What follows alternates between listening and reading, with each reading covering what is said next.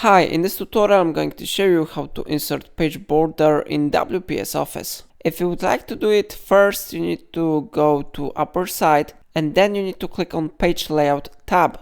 Now we need to go to Page Border Settings and here you need to select Page Border tab and then you need to click on Box.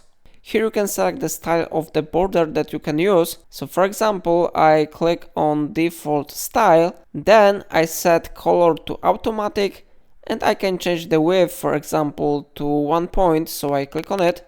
You can change where you want to apply the change. On default it is set to whole document, but you can change it to this section or first page only, everything depends on your preferences. So I select here default option, whole document. And here you have preview of your border.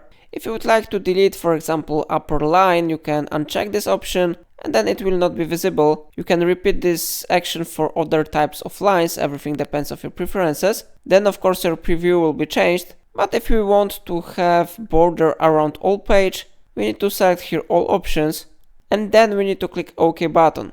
How you see page border has been successfully inserted to document, so in this way you can easily add page borders in WPS Office. If I helped you, remember to subscribe my channel and like this tutorial.